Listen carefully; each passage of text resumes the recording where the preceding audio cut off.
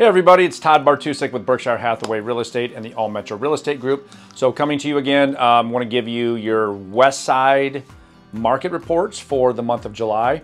So really what we saw, pretty stable. So our summer months are actually fairly slow.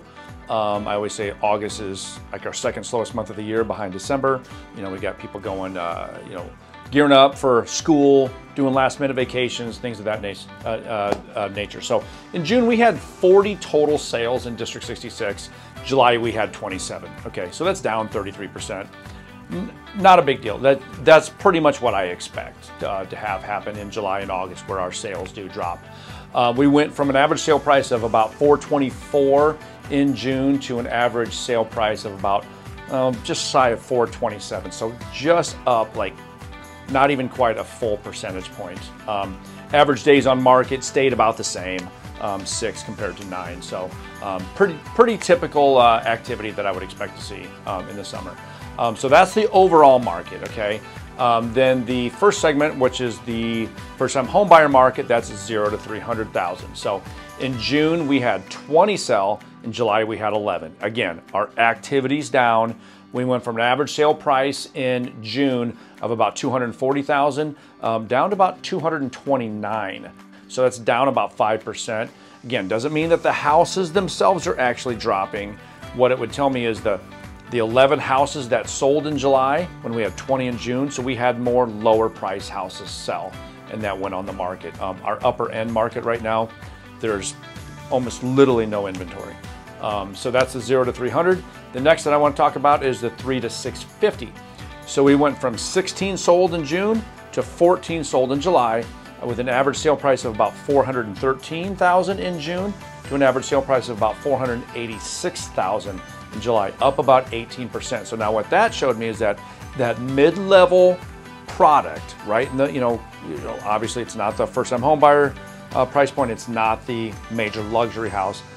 That went up because we had more of those. We went from an average day on market of 8 to 12. So shows that our houses are starting to sit a little longer, but still, if we get that house listed in that mid-level price point, it's gonna sell. So that's the 3 to 650. The last segment I always like to talk about is the luxury, what I call it, and that's 650 plus. So we had 4 sell in June. We only had 2 sell in July. We went from an average sale price in June on the big ones of just under 1.4 million to an average sale price in July of 1.1. So again, that shows a big number. That shows like 21% drop, but that's just because we didn't have the inventory.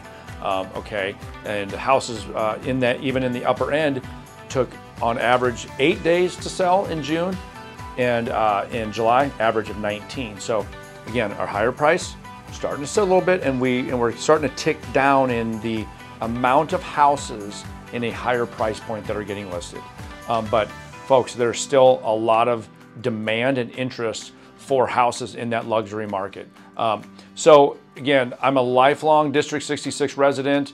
I live in Loveland. My kids have all gone to the district. If you guys have any questions about what's going on in the market, or what I think is going to happen in the market, we've got all kinds of factors, right? We've got interest rates, we have, an election coming in a year. There's just a lot of factors. But if you guys have any questions, put my almost 24 years of knowledge, to work for you.